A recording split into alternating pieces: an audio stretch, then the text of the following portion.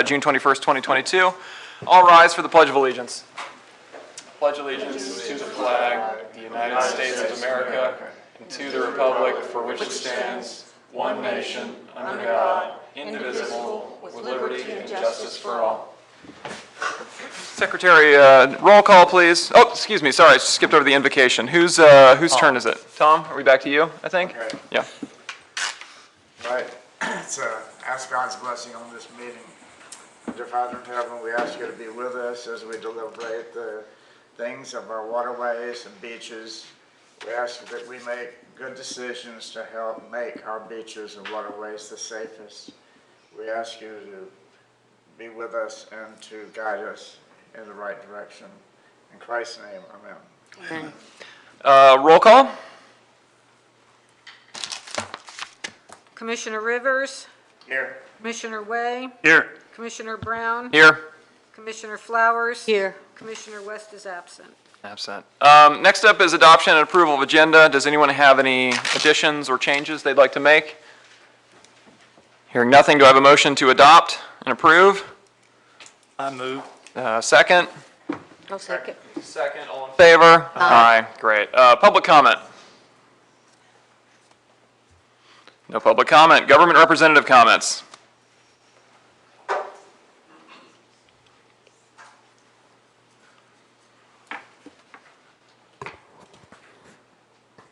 Good afternoon, Commissioners. Jim Piggott, City of St. Augustine. We do have one request for a derelict boat removal. The boat had floated free from where it was over in the mangroves. We since pulled it. It was already derelict. We were waiting to get a bunch of boats pulled at one time, but it floated free. And we destroyed it, and the total amount that we'd like to be reimbursed is $1,315.13. 13 cents. What about that new boat in Sebastian that looked like it sank and now it's up on the ground? It's been pushed up, just as you go into Sebastian on the north side. I'd have to defer that to the law enforcement agency when they come up. So we need a motion to compensate recompense the city for $1,315 for derelict boat removal. Second. The motion and a second. Great. All in favor? Aye. Aye. Opposed? None. And then the last thing I have, I know budget season's coming up. Every year we do the annual salt run dredging. So we'd like to, if we can get it in this year's budget, the $50,000 from the Port District, and we're going to apply yet again for like the 16th time for the salt run dredging for fine grant for $150,000, $200,000 total. If you recall, this coming January, this will be 3 successive grants for $600,000, where we're going to be dredging the Salt Run Basin. I thought we already approved that $50,000 in this year's budget. For this application that went all the way through. He's talking about the coming year's budget for Coming next year's. year's budget. Oh, we're not voting on that today. No, are no, we? no. Okay. He's just flagging I it. just Just like talking about to, it, just like okay. to, get that notice in the budget for next year. We're going to be applying again like we always do. When are they coming for salt run dredging? Sometime late December, early January is when we Late expect December, it. early January. And who's doing that job? Grants Diversified, we have a contract with them. Branson? Grants Diversified, Grants, B-R-A-N-T-E? CE, CE, CE. C-E, Brants. Yes, Brants, B-R-A-N-C-E, diversified out of Jacksonville. And they'll be doing bucket dredging. yes. Okay, and this is, okay, thank you. So I just want to, you have any questions for the city by chance? There was a channel marker down in the San Sebastian River recently. Do we have any updates on that? Maybe law enforcement Marker has more 6. info. Yep. Was it up under the marina? Did I see it? It floated all the way over there? Okay. That's all I have? Oh, go Hey, ahead. Jim, I just wanted to ask you on that, on what I asked you earlier. If it were to be delivered to the St. Augustine Marina, then they would pull it out and then you would get rid of it? We would dispose of it, and that'd be all part of the cost, yes. Okay. Long as it's, I'm not sure how big it is, but it can't be all that. Well, I'll bring it up when it's the commissioner's time So, to talk, but, okay, thank you. So if it's in the Port District, then we're the coordinating agency. We'll help work through that with y'all. Thank you. Jim, I have a question. Yes. What's happening at Oyster Creek? Or US 1, it's blocked off now. Oh, there's a public works project and they're putting some, what's the name of it, Corey? The culvert underneath the road. It's Okay. being reinstalled. I thought maybe they were doing something to control the flooding that happens when. This should help control should some of the help. flooding. Okay. Well, thank you. Supposedly. Okay, thanks. So, thank you, appreciate it. Thanks, Jim. Any other government representatives?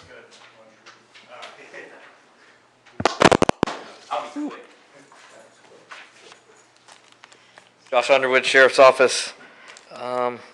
Just to give you an update, there is a new derelict. FWC took the lead on it. It's a shrimp boat that washed up on the beach in South Ponte Vedra. The residents were a little uptight about it, but it's going to sit there for at least 90 days while it goes through the process. A full-size shrimp boat? Yes, ma'am. Oh. It's Mr. Ponce's that he just got too close to the beach and ended up washing there.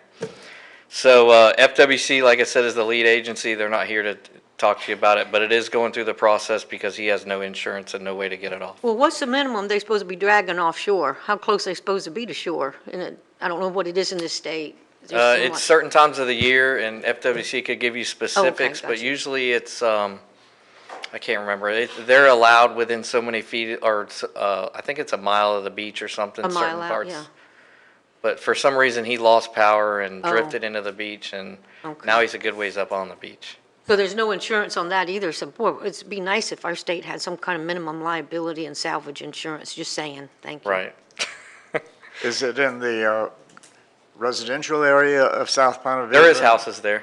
sorry? It's in the 2600 block of South Ponte Vedra Boulevard. Okay. So there is houses Thank you. right off of it. Okay. You asked about the San Sebastian channel marker. It is down. It was pulled by a Good Samaritan to the city marina where it'll get hauled out and disposed of. But the San Sebastian channel markers are federal channel markers. Right. So the Coast Guard's been notified. Couldn't tell you when they'll replace it.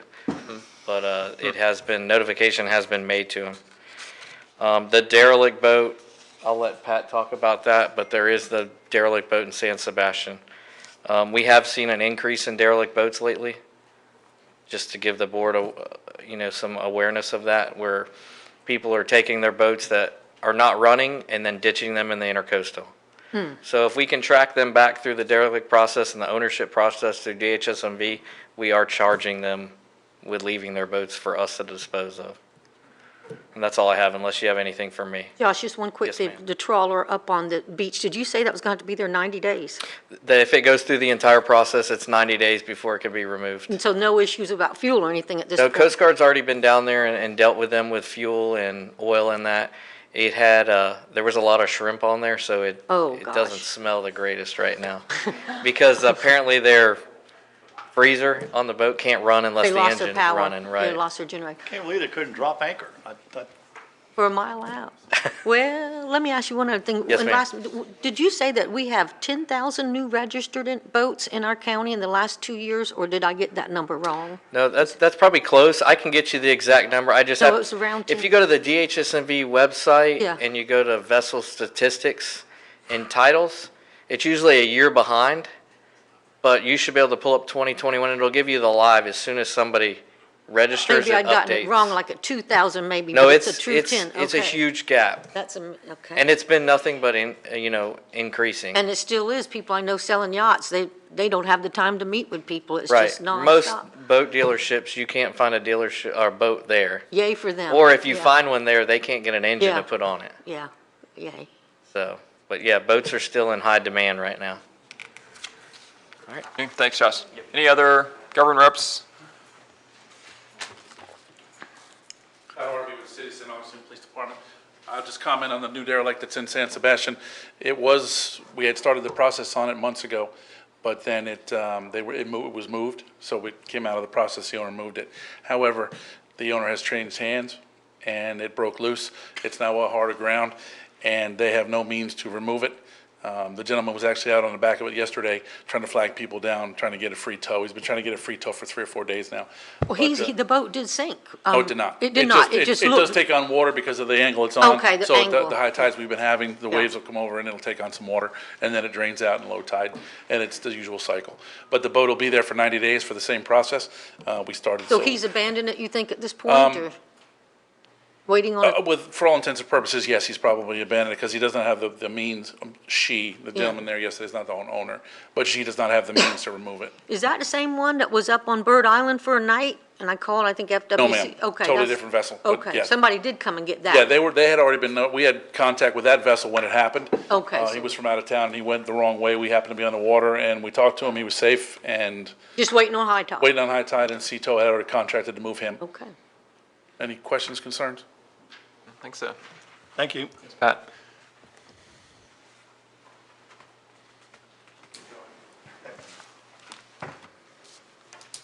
Chair and Board, Ryan Kane, Director of Parks and Recreation. I asked our growth management, land development coordinator, Gail Oliver, to join me today as well. I'm going to first pass out a white sheet of project updates for each of you, so.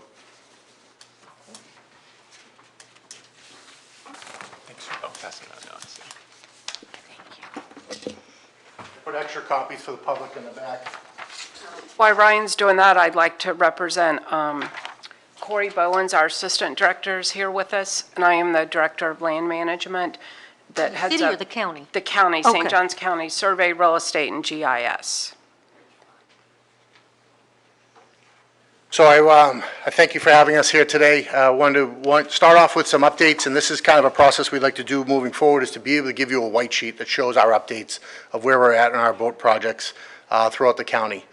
So you actually have a physical copy in front of you, and this would be something that we would get in contact with through the chair for every monthly meeting, so you'd at least have a monthly report, hopefully seeing status increases as we move along. Just quick updates, the Volano Jetty study. There has been a task order issued to Taylor Engineering, and the work's ongoing for that project. The Maritime Master Plan, we have the scope from a contractor. We're awaiting task order issuance, and the plan to be completed by September 15th per the FIND agreement. Butler West, that is a redesign and expanded parking, and that went out for RFQ, and we're in negotiations with a firm currently. Doug Crane, improvements to the Doug Crane boat ramp, including a floating dock and improved parking. That contract was approved on June 7th with Thomas May. Construction is to start in the 1st of October. Palm Valley East, that is outside the Port District, but Phase 1 of that was parking lot improvements, ADA compliance, sidewalk and parking spaces, and Phase 1 is almost complete. Concrete is poured, and we're striping to happen in June for that. Phase 2, we'll be applying for a FIND grant opportunity in fiscal year '23. Palm Valley West, that project is out to bid. That's a new boat ramp on the other side of the bridge, and that is currently out for bid for construction and due back in a couple weeks. I know the date, but I'm slipping my brain right now, apologize. And the Volano boat ramp improvements, we repaved the driving lanes, we delineated parking, landscaping, and we're going to make improvements to the existing building there, and that's in part because of some of the rising construction cost. And Phase 1 is complete, and Phase 2 bids are due back. We're due back, and the costs were beyond for putting a new restroom in, so we're going to be asking to put the resources back into rehabbing the existing building there. Just along the scope with those, to give you a perspective, the Doug Crane cost estimates originally were $300,000 for the Doug Crane improvements. The project has come in at approximately $800,000 for the project to be completed. We So- have already approved some money in that budget a few years ago for Doug Crane, right? Yes. Okay, but that's gone from 3 to 800. 800, so- And what's changed on the construction we're doing? Oh, On my. the scope, not much at all. We can't so- really afford all that, It's, okay. it's, we are moving forward with the project right now because of the challenge with the boat numbers, and I wish I brought the numbers along with me, but I just seen what Lieutenant Underwood was talking about the number of registered vessels and the demand that the county is receiving from the users, and the drive from the Board of County Commissioners to increase boat accessibility in the waterways. So that project, like I said, is moving along. We are finding the funding to complete that project. So those are the existing projects. I brought along Gail today to just kind of talk over, and I'm going to try not to steal too much of her thunder on this, but to talk over kind of the commitment the county's putting forward to making waterway access And, you know, the first step I look at in being new to the county, and I've done this recently in a job 6 years ago that I went to new, was to grab the comprehensive plan and see what the decision makers have decided they want to do moving forward. And the 2025 comprehensive plan put forward by the Board of County Commissioners in 2 phases. One section is the coastal conservation management. The objective is the county will maintain, improve, and increase public beach and waterway access through acquisition and other land use controls. So they in plan, see, nothing here until that statement do I see new access, brand new addition. It's the lack of new access that That's- keeps us upside down on those big dredging projects. Agreed. It's really hard Yeah. for us to explain. That's why I asked Gail to join me today, and she'll be able to give a Okay. little detail as to how that process goes, and which is a little challenging in today's real estate market, as you can imagine. And then, in addition, the recreation component, which is Section F, Recreation and Open Space element, the county shall improve public access to county parks, beaches, and waterways, rivers, and their tributary creeks and/or branches by providing improved beach parking by constructing the necessary facilities for A, the US 1 intercoastal waterway corridor between the city of St. Augustine limits and County Road 210, and B, the St. Johns River and its tributaries and all other county rivers and creeks. And that is the main objective of the recreation and open space element of the 2025 comprehensive plan. I'm not going to go into the budget numbers unless Gail doesn't have them with her, and then I'll jump in and help her out with them, but I know there's been some commitments from the county towards financially towards going down and achieving some of those. So I'm going to introduce Gail to kind of talk a little bit about the challenges we have with land acquisition these days and some of the county goals. with Just that. one question on the Volano boat ramp. I know there was a public outcry. Has that been approved and is actually going to happen? That, excuse me, the Palm Valley West. Palm boat- Valley West is moving forward. That's going to, a done It deal? it is, Okay. it's never a done deal till they put the Right, shovel but on the it ground. helps us so much. It Yeah, takes a little but pressure off of our boat landing. Yes, it has been put forward as an approved project through the Board of County Commissioners, through the budget process, and we're out to construction bid for that right now. Thank you. Well, thank you, Ryan, for inviting me to speak today, and I relish the opportunity to tell you what we're looking for in our real estate department and where we need your help back to. I've been with the county for 30 years, and property for boat ramp has always been a priority. In the lean years when we were having a budget deficit and went through tax reform, the county had potentially had an opportunity to buy the Lures property off of Arapahoe. 12 acres, great price. There wasn't the funding to do it. Now where we're at is we actually have funding. Last year, the board funded $2 million to buy either beach or waterway deepwater access. This upcoming year, there's $3 million planned for the budget. At our board meeting today, we spent the $2 million on buying the South Beach Grill down at Crescent Beach. It's right adjacent to our parking lot. Part of making the decision to move forward with that beachfront acquisition was because we currently have 0 potential boat ramp properties on the horizon. If we are lucky enough to find a piece of property that's 6 to 10 to 15 acres to buy, before we can actually go out there to buy it, we are outbid 2 and 3 times from private development. And to put that into perspective with you, even on our road right-of-way projects, we're going to do some road right-of-way improvements off of Kings Estate Road. We were trying to buy a pond site that appraised for $250,000. We went up to $300,000 because in government, we can go over appraised value when you take in the eminent domain component and the dollars that you have to pay to go through the eminent domain process. By the time we were done, they had a buyer for $600,000. Jeez. So the county, we had to pull back.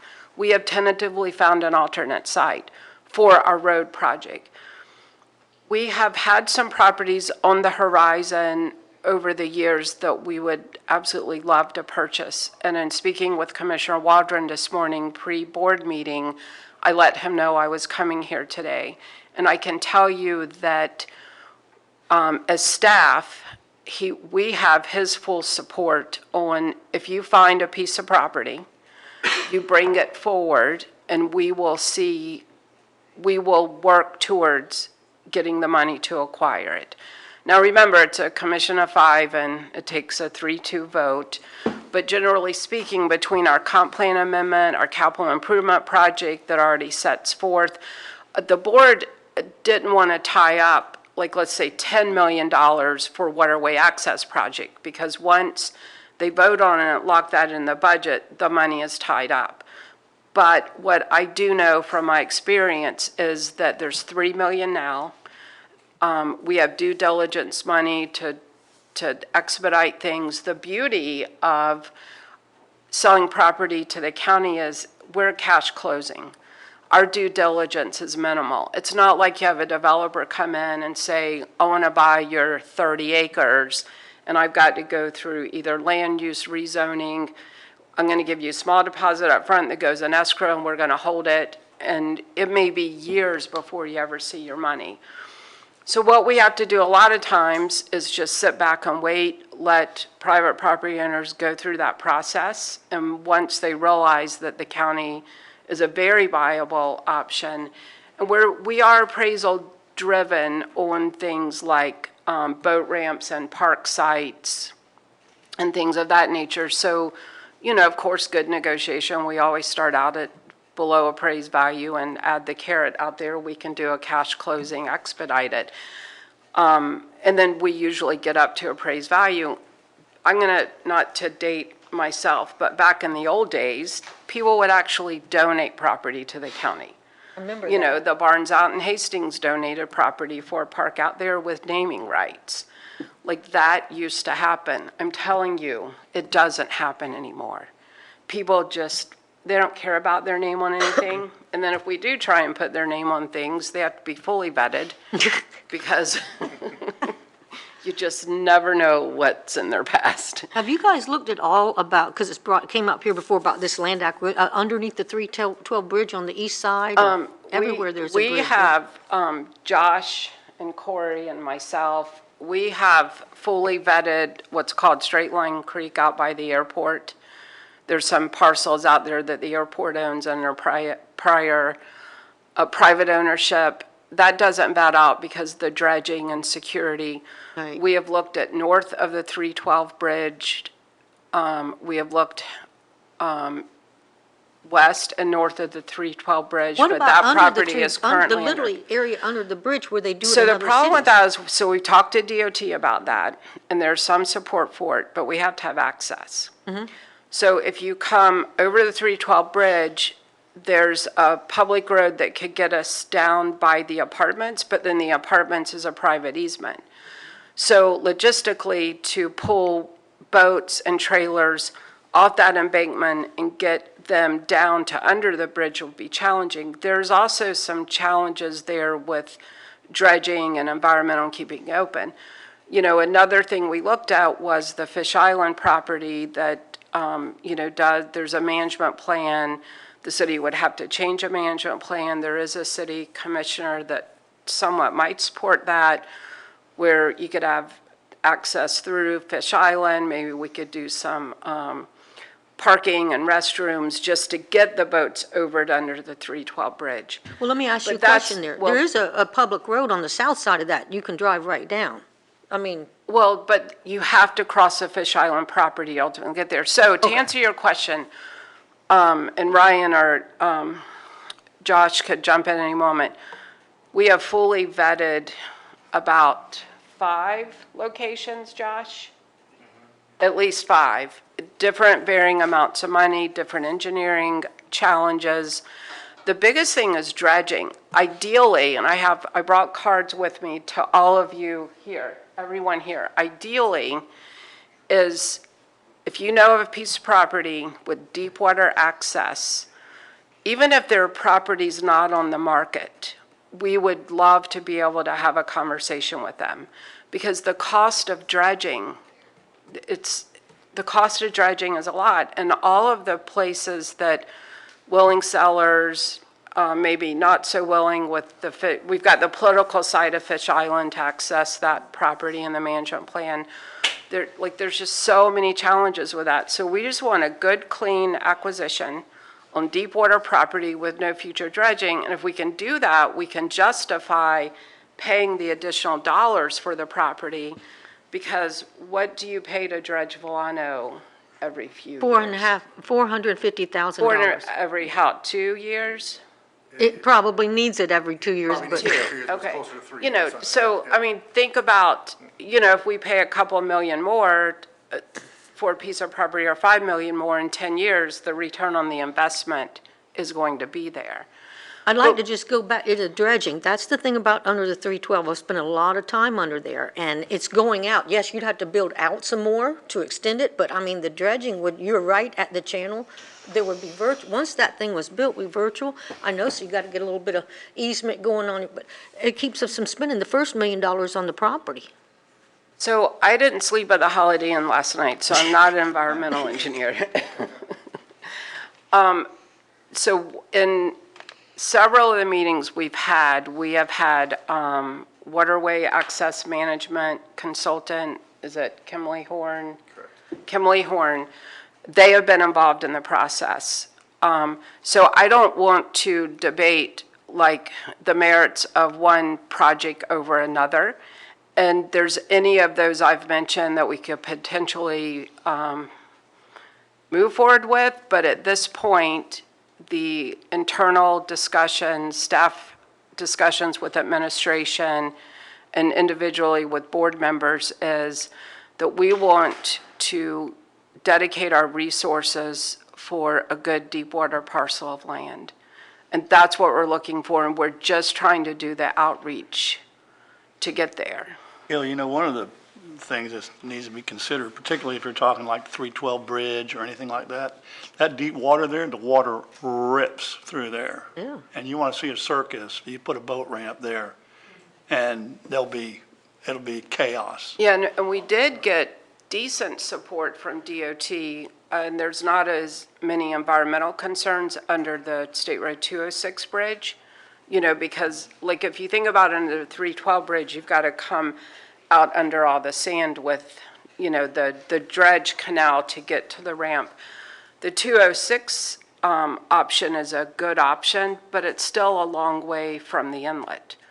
I know that Josh and his team can make it pretty fast from point A to point B, but the normal boater trying to get from under the 206 bridge out.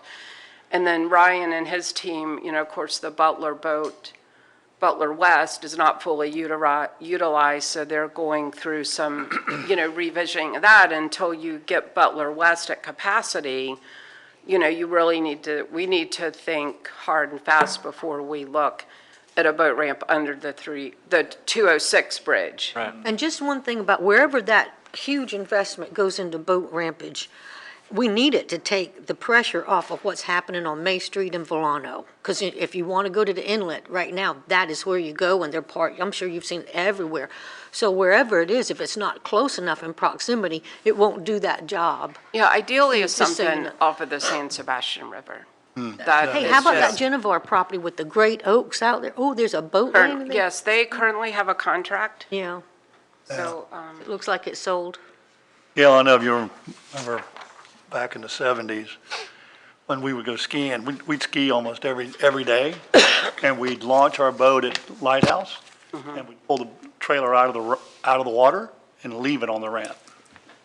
Lock our cars and leave it there. I think we have some photographs of you and my husband out there. Cut it up on the glass We'd leave it there. at dusk. Wouldn't even move Yeah. it. Yeah. I can just chime in. I've only been here 11 months, but I've been, as Gail said, involved in, Gail putting together meetings with multiple different departments, including law enforcement, to go over 5 to 8 parcels And so the county is really vested in really rolling their sleeves up and looking at it, and you have to go through everything from talking about, the flow of the water, and is it gonna be is it gonna be a launchable site? To dredging, to our access, to how many parking spots is it gonna get us, and bang for our bucks and return on investment when we come back for it. And so we've been going through and doing that and looking at multiple locations. And then additionally, I just kind of wanted to say, and there's no guarantee on this, but this is where it's at the forefront of the Board of County Commissioners, is that on the proposed sales tax to come out in November, there is 20 million of that is for waterway access.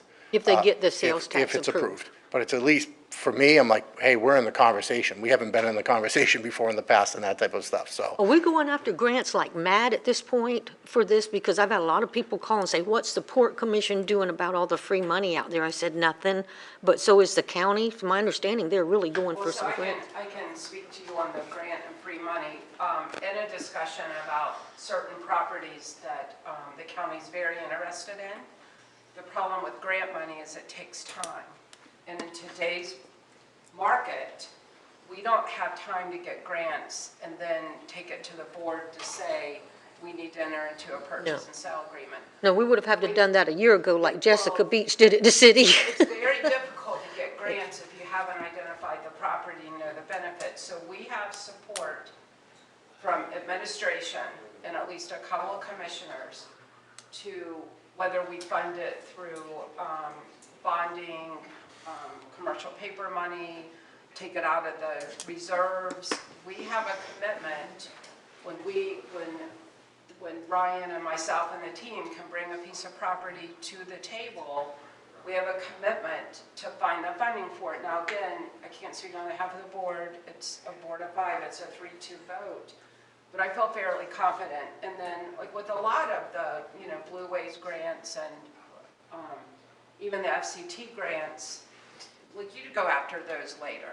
So we very diligently will go for every penny out there. One of the discussions we had, I think Brian mentioned if we are successful in buying some deep water property on the San Sebastian River, we could hold some of the port money for the actual construction. Well, the meeting I was in with one of our attorneys and our OMB people were like, I don't know, that's a good idea, but I think we should just take all the money we can get up front that's quick money and buy it, and then we'll go for construction dollars later. And the only reason I'm sharing all of this is that's how detailed our discussions are. Like, we're just brainstorming. Corey's been in there, Ryan's been in there, myself, attorneys, OMB, administration. Commissioner Waldron's a personal friend of mine, and my husband has his number on speed dial, and, so he's always, in my ear about, Gail, we gotta have property for boat ramps. So I am telling you guys, we are diligently doing it. I'm gonna leave my cards because email me, I check my email all the time. If you are at a social and here's someone that wants to sell their property, and I think we need at least 5 acres. 8 would be better. 10 and up just gives us more of a passive conservation component for higher scoring. But email me and our real estate team will get on it before someone grabs it out from under us. Like we are very frustrated that we actually have the support to go buy something and we cannot find anything to buy that would not get terribly outbid on. Well, just remember, the port has millions of dollars in the bank. We have no debt. We can issue bonds, and we never have, just as a point of notice. Here's the cards that we don't pay commission or finder's fees. Any other questions? I think that's it. We've got our action items. Got to find you guys some property. Thanks. That's Good. hard to find without marshfront, Any other government representatives? No? Secretary Treasurer's report.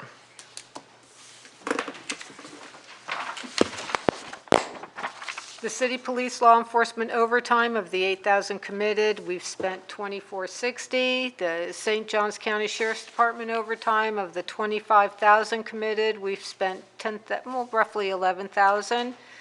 The derelict boats, of the 25,000 we budgeted, we've spent about 11,000. Basically, there's really been no change from the prior month for any of the rest of the items that are on your treasurer's report. In the State Board of Administration Fund A, we have 23,210. In the operating account, there's 428,238. In the money market account, there's 1,112,000. And in the reserve account, there's 1.5 million. Of the taxes budgeted, we budgeted 621,283. We received 600,602, and we are expected to receive another 20,681. That would be the balance owed. Great. And Elise, at the last meeting, we had asked about possibly looking into remote attendance. Yeah, For so commissioners? I put a call in to Trim because I want to get it in because it has to be for, you're talking about for the budget meeting? I'm just talking about for commission meetings in general. Okay, well, I put a call into Tallahassee regarding that issue. They have not called me back, but I will call them again this week, Okay. ask about that. Okay, great. Any other comments or questions on the Secretary Treasurer's report? No? Next up is approval of minutes. Clay, there were 2 modifications you wanted to point out, is that right? Yes, sir. On page 2 of 4, under item 11A, the correct spelling of Crowder should be Krauter. And on page 3 of 4, under section 14, second paragraph, the word steam should be stream. Spell check wouldn't catch it because it was technically still a word. Other than that, I would submit the minutes with those 2 revisions for the board's consideration. Are there any other proposed modifications? Approval of the minutes with the changes. I'll second it. Any other discussion? No? All in favor? Aye. Great. Engineering report. Just one quick update. For the county has issued an RFP to the 5 coastal engineering consultants that they have under contract for the big study. It's basically, it's listed as a study of Summer Haven River and surrounding areas, including a separate study of Summer House erosion. So that's a development Are just these north. feasibility or vulnerability studies? It is not, it doesn't list it in the title of the study. Okay. And they put out RFP amongst, to see who's going to do the studies? Right, it's been issued to the 5 consultants that they have, that were previously selected. Or has this been done in coordination with the state study of $160,000? My understanding, and I'm not privy to the inside knowledge, that this is only the 400,000 that the county has Okay. issued. So it's out there now for bid, basically? Basically, yes. It's due at the end of the month. That's all I have. Very good.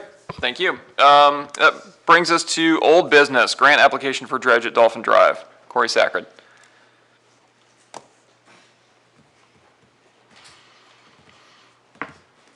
Good afternoon, Commissioners. Corey Sacred, City of St. Augustine. So after last week's meeting, I went back to work and filled out the grant application for the proposed dredging of just the corridor entrance for Dolphin Drive Basin.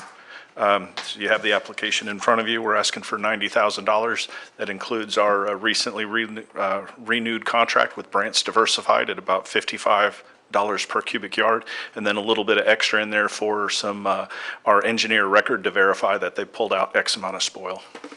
And who's the engineer doing the inspections on that? So right now, based on who we've worked with is Taylor Engineering, but our continuing service contracts are being, actually, the RFP goes out this week, so we may have a new engineer record for this project. But we will have to have that, and, that survey done to show that, the contractors pulled what we've asked them to do. So we will have, for the record, a pre-dredge survey And then nobody will get paid until the post-dredge survey is done, and we know through our inspector, or your inspector, that it is done. Because just taking out X amount of sand doesn't always end up being a channel that's 100-foot wide and X amount of feet deep. See, I want to make sure that, I'm glad you took out the amount of sand you were supposed to, but if you just took out that amount of sand and stopped, and you see what I'm saying, this channel is not of its proper depth that we were told, or its width, how do we know we're going to actually get that? Well, that's exactly what we do in Salt Run, ma'am. Our dredging contractor hires a firm to go out and do the pre-dredge survey. We take that pre-dredge survey and then we talk with our engineer, with our engineering firm on continuing service contract. And what we try to do is we try to make sure that we're permitted, say Salt Run, to do 80 feet wide by minus 10 feet. Okay, for the whole 1.8 miles. And the last project we did, which was the summer of 2020 during the pandemic, we had enough money to dredge to minus 9.5 through the 1.8 miles. So once the contractor told us where the real low spots we should focus on, we went back to the dredging contractor. The dredging contractor went ahead and leveled out those spots. We had a post-dredge survey, which was paid for, through our dredging contractor. We took that post-dredge survey back to our engineering firm of record, and then they verified that they And the removed that much engineering spoil. firm of record is? Taylor Engineering for the last project. Okay, so, again, I've watched these surveys, and sometimes they just ping little points through. Say they may take that 1.8, and if we don't have a picture of that full thing, a picture, a modern day dredge picture, just pinging it at this point, and that point doesn't tell me what we got the whole They way. do, again, I'm not an engineer, but I have the pre and post-dredge surveys, and they do this by, I can't think of what the numbers are, but I guess I don't want to say 10-foot sections, maybe. I'm not sure exactly what they were, but typically they're perhaps 50-foot sections across the width of the channel, and Do you those know are what we're compared versus the expected to template. get at the Dolphin Drive? What are we expected to get width and depth? So what I mentioned in last month's meeting is in 2013, we removed approximately 1,550 cubic yards of spoil, and that's the application you have in front of you is to repeat that same project. But we don't know. I need to know how, again, just removing sand is a good thing, but if you didn't remove it in the right places, wall to wall, or leave bumps, so how do we know? Well, I need to know how wide is the channel they're going to So according to our permit and and in this application, it is 60 foot wide by 175 feet deep is the entrance to the basin, and that's what, the same project we. That's what we're going to get to what depth? It says it in the permit, and I'll be shooting from the hip, I think it's minus 12. Wow, 12, oh, minus 12 doesn't mean 12 feet? Yes, it mean low water. What yes. does that mean, 3.5, At something low, like that? at low tide, Yeah. we're going to go minus 12 feet. You're going to give them a 12-foot channel in there at low tide? We don't even have that in intercoastal. We're not even dredging that in Salt Run, so. And we're just modeling that after the last application, or I'm after serious, the last but time we I'm did trying it. to say, those numbers on that sheet don't, I've been told by engineers, what does it mean minus 12 on the engineering sheet? How many actual feet would that be at low tide? It depends on what it's referenced to. If what he's saying is that it's to mean low water, then it is 12 feet at the mean. So then I can expect to get a 60-foot wide channel, 12-foot deep at mean low water there for 175 feet. That's what I'll go over in my dinghy and I'll check on that, make sure we got. I sit out there and watch them too, but that's what we're talking about, right? Yes, That's ma'am, a but we heavy- also have the pre and post-dredge surveys to show the work they've done. Right. Now, where's all that soil going to go? The contractor we have right now, I think it's your second picture in there, Brant's Diversified is using the Reed Island DMMA spoil site. So they're going to put it in a hopper and take it up. Yes, that's what they did with the last Salt Run project Right, we we were had. told that though about Volano Boat Ramp, and that's not what we got. We got a mess. I hope it's not, because if this soil is infected, we have really suffered our oysters over by Hospital Creek because of the dredge project at Volano, so we're doing it again. Bucket dredging is just going to let out, if that's infected soil, it's going to be really nasty. Is this Bance, are they the same people who are doing the one up at Palm Valley right now? Ma'am, I don't have that information, sorry. They're doing some great It's not our work, just so you project, know. yeah. They're That's doing good. the bucket, but they're not losing a drop. It's amazing the work that they're doing. Hey, Corey, have they done survey of the basin itself?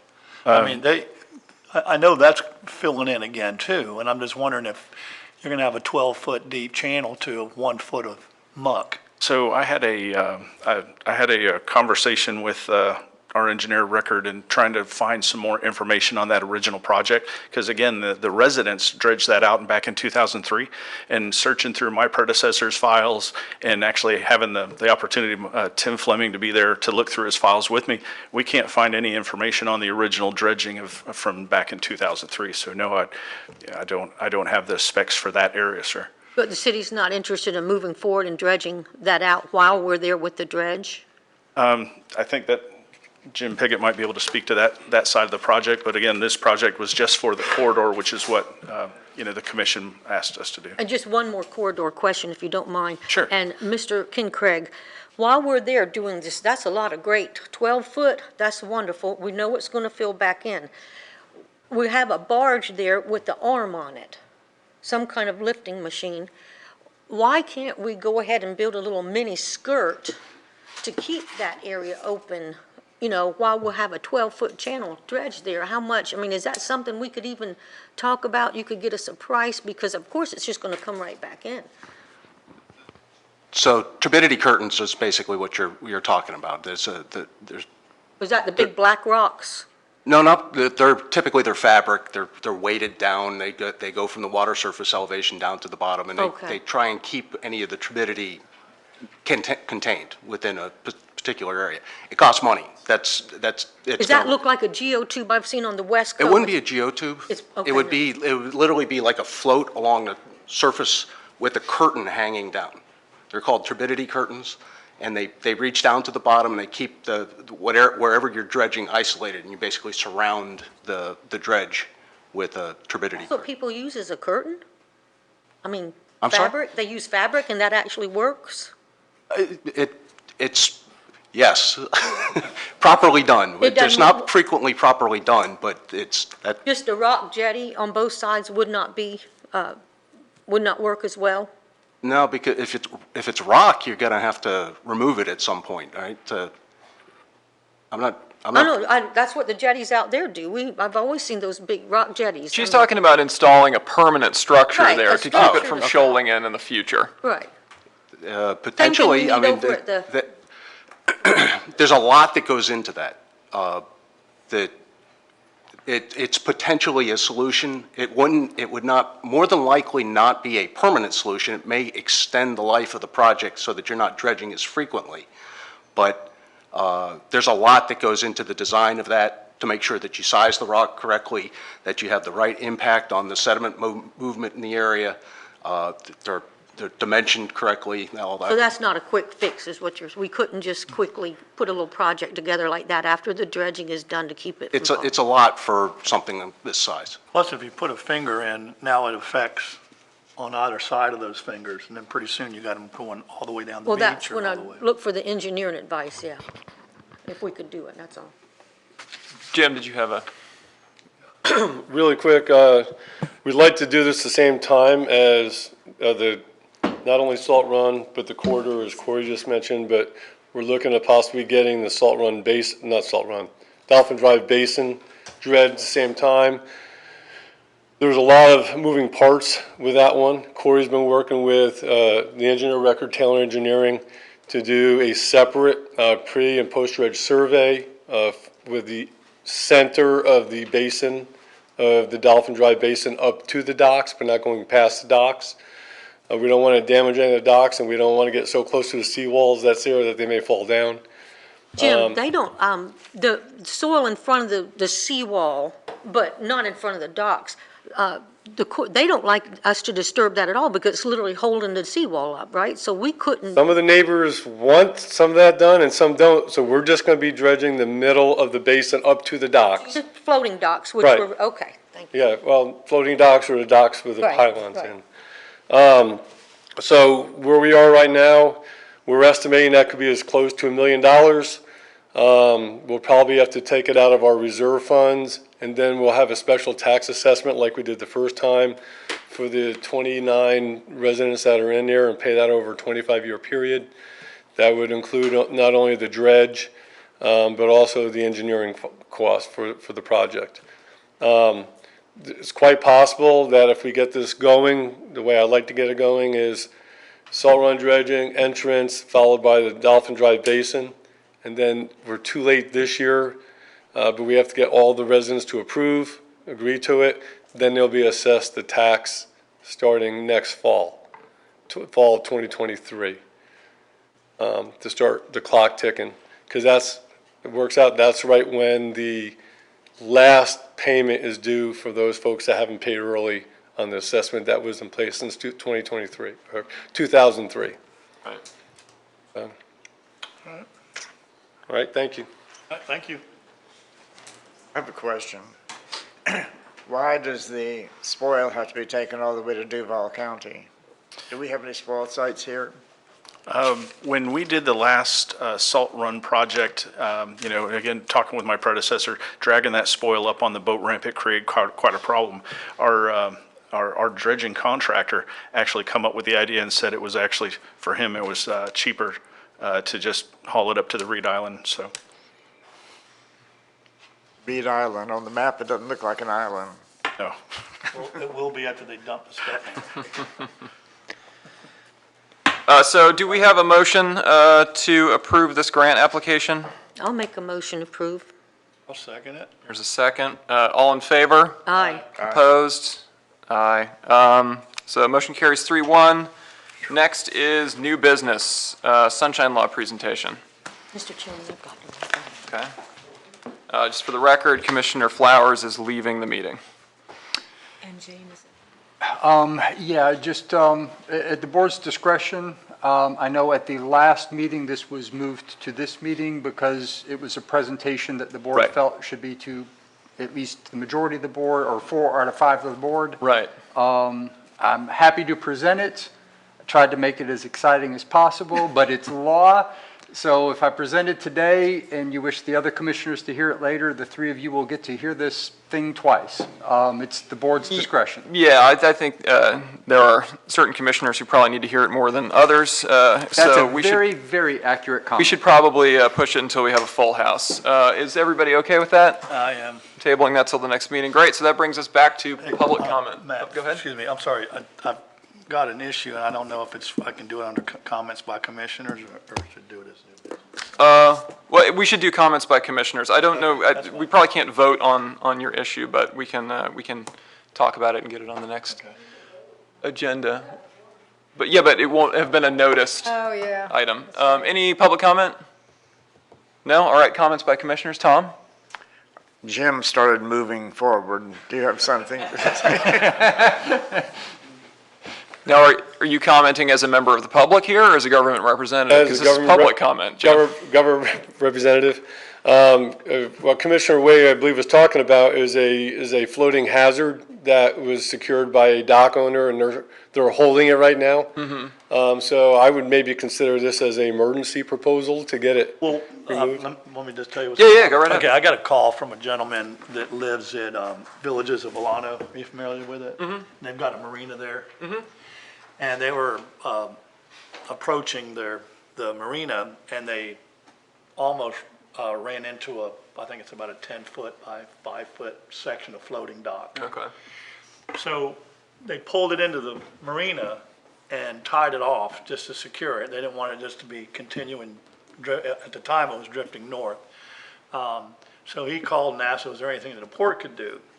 And I thought that we could help them get it to, I think Seatow can tow it to St. Augustine Marina, and then the city could pick it up and get rid of it.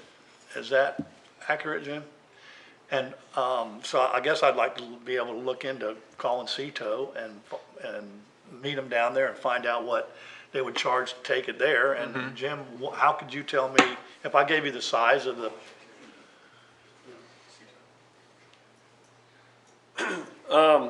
Well, first of all, we have the contract with them, with Seatow, so we can get you a quote. And if whatever the quote is, we would have to take a guess on what the tipping fees would be at the dump, and what St. Augustine. You know what, Jim, I'll get with you on the dimensions, but I think it's like a 10 or 12 foot by 5 Right, foot concrete right. floating. but I can't remember, I think it's Chris, the CETO operator would have to get his eyes on it, give us a quote per contract. And I don't mind calling And CETO. then I can, give you a call or Matt a call and say, this is what we estimate the total to be. It's secured now. You said it's a private marina. I just hate this to take up room that was Good Samaritan Right. picked it from the floating river So and how secured would it. that work, Matt, So, well, on let's think about getting it. approval? If can you sort of, do you have any sense of what the high end of what CETO's charge to take it down to the marina would be? Because we I'm can not potentially sure where this pre-approve place is. of How a certain- The far, Village of Volano is about, what do you think, Tom, mile and a half north of the North of the Volano Bridge? bridge? Yeah, that sounds right. Something like that, yes. Yeah. So it's gonna be a Let couple me ask- miles down to the marina.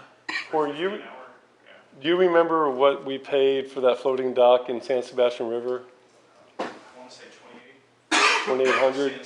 Probably be close to double that, I So would think, I'm right? guessing Like $5,000-6,000. between $5,000 and $6,000 would be my, Yeah. that's from soup to nuts. Not only getting it there, but pulling it, demolishing it, and carting up. So the tow fee itself is probably gonna be more like Probably around, I guess, 35, $4,000. we could potentially pre-approve up to, let's say, $5,000 to get it down to the marina? If that can be done, then what I'll do is, I don't mind meeting CETO there and just get a price from them to tow it. Right. But the other possibility is I call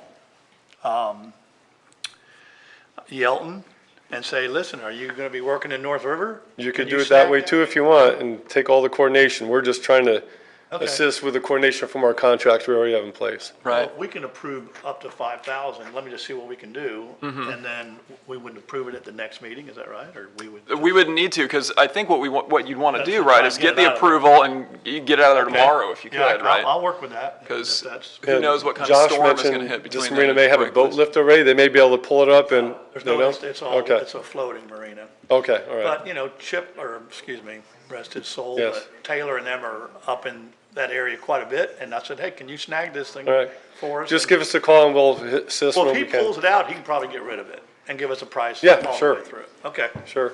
all right, well, I'll move to the, well, if somebody wants. Yeah, to- I'll make a motion to approve up to $5,000 to deal with this, this floating dock up in Villages of Volano. Yes, second. Second, all right, all in favor? Aye. Great, so, Okay, good, great, thank you. thank you, Chris. Any other comments by commissioners? Happy 4th of July, everybody. Right. I do have to mention one thing. Our August, they have early voting here. We go through this every year. So in August, we only have dates from before the August 11th, which is probably too soon, and after the 24th. So I thought the August meeting could be on Thursday, the 25th, or the 30th, which is a Tuesday, which is our normal Tuesday Right. meet, or August 9th, which is that, That's the second Tuesday, that's not bad. that's the second Tuesday, August 9th, because we can't have it from the 11th on through the 24th. So you want to do the 9th? With me? Yeah, that works with me. Tom, are you good with August 9th for our August meeting? What time? Same time, right, 3 o'clock? It's just a week early. Yeah, Fine with me. okay. Okay, that's what I needed. Good. Yeah, and I just, if possible, it'd be great to resolve that, remote attendance and Yeah, voting I'm question going- yeah, by next I will meeting. I will call them back. They're not very big on returning phone calls. Because we would not need to vote on that, right? As long as it's something that we can do, we could even implement it by next meeting, right? Mm-hmm. Okay, Yeah. Elise, did you want to cross the bridge of looking at dates for the? good to know. All right, with no other comments, this meeting is adjourned. Thank you, everybody. Thank you. Bill, only because I don't have all, That's cool. once I I get just, the if it paperwork. was, I just didn't want it to get Yeah, overlooked. yeah, That's cool. I will